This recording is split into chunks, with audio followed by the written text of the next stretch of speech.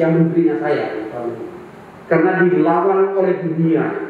Dia pendekatan administratif, maka ujung-ujungnya dia sampainya diteruskan ke OJK dan diteruskan ke ilegal. Ini yang ilegal saja. Kalau yang lain-lain juta ekspor, ya diduga ekspor ini yang tadi mereka bisa. Ini penonton saja pinjol. Karena waktu itu kan belum boleh masuk ke online. Nah, tidak dipakai dan proper operasi kita tingkatkan. Nah, masalahnya sekarang sekalian saya ingin mengumumkan hasil rapat bidang Polhukam terkait dengan masalah penegakan hukum, tetapi terkait dengan masalah keuangan dan perbankan, sehingga di sini hadir bersama saya Bapak Menkominfo, kemudian Bapak Ketua, ini Pak Joni G. Plate, Bapak Ketua Dewan Komisioner OJK Bapak Wimbo Santoso, kemudian ada Bapak Wamenkumham, ada Gubernur, Deputi Gubernur BI, kemudian karena ini ada masalah-masalah penegakan hukum, ada Kabareskrim Polri, ada Jampidum, Jaksa Agung Muda Bidang Pidana Umum. Ini menyangkut pinjaman online ilegal, menyangkut pinjaman online ilegal atau pinjol ilegal. Sesudah kami berdiskusi tadi hampir 2 jam, maka kasus pinjaman online ilegal ini diputuskan atau disepakati pandangan-pandangan sampai saat ini, yang ini bisa berkembang lagi sebagai berikut. Dari sudut hukum perdata, pinjol ilegal itu adalah tidak sah karena tidak memenuhi syarat objektif maupun syarat subjektif seperti diatur di dalam hukum perdata. Jadi 2 syarat objektif tidak terpenuhi, 2 syarat subjektifnya tidak terpenuhi. Nah, kemudian dari sudut hukum pidana ini banyak yang hari ini dirumuskan.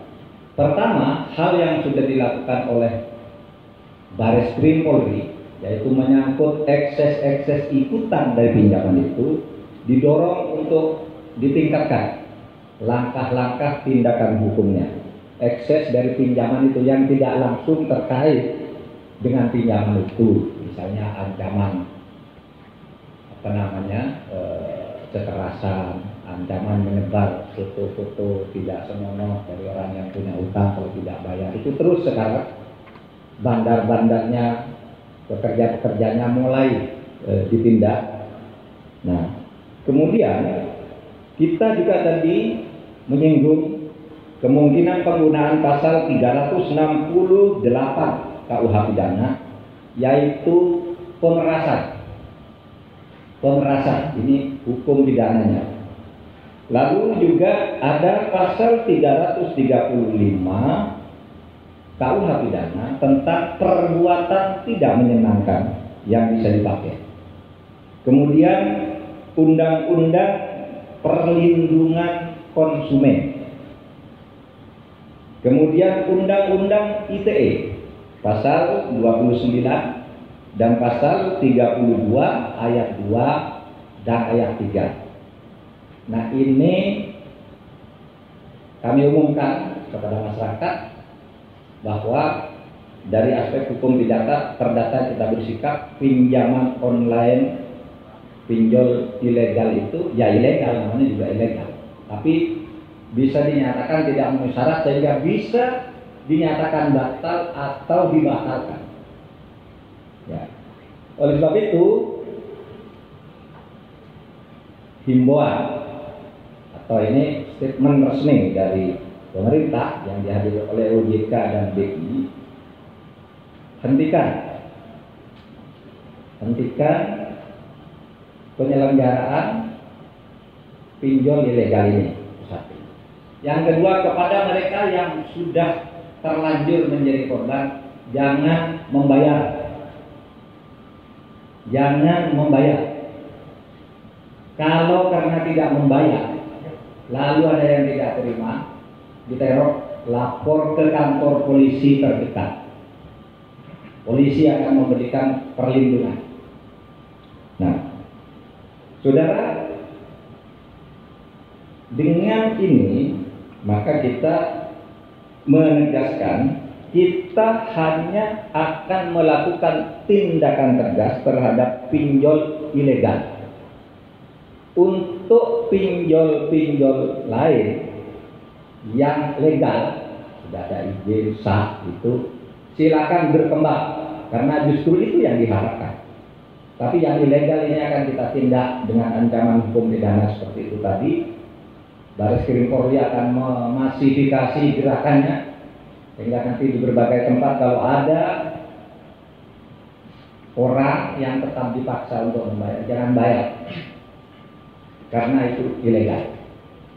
Nah, demikian dari kami untuk mendukung agar industri fintech nasional kita bertumbuh dengan baik. Yang disampaikan oleh Pak Menko tadi adalah tindakan tegas oleh pemerintah dan institusi keuangan kita, OJK. Kominfo sendiri juga telah berkomunikasi dengan Google dan Apple agar pendaftaran penyelenggara sistem elektronik di Play Store, Google Play Store dan App Store harus disertai dengan bukti lisensi yang diterbitkan oleh OJK atas fintech yang bersangkutan. Nah, kita harapkan kerjasama platform digital untuk juga mendukung agar industri keuangan nasional, termasuk fintech dan industri dunia, bisa bertumbuh dengan baik secara legal dan secara bersama-sama kita secara tegas memberantas industri keuangan yang ilegal, termasuk pinjol ilegal di Indonesia. Terima kasih. Kami himbau kepada pinjol yang legal yang sudah berizin, satu, tolong suku bunganya harus murah sehingga bisa membantu masyarakat dalam hal memenuhi kebutuhan. Yang kedua, tolong ditaati aturan-aturan yang ada dan kaidah-kaidah etika, terutama dalam penagihan. Jangan sampai ada ekses melanggar kaidah maupun melanggar etika.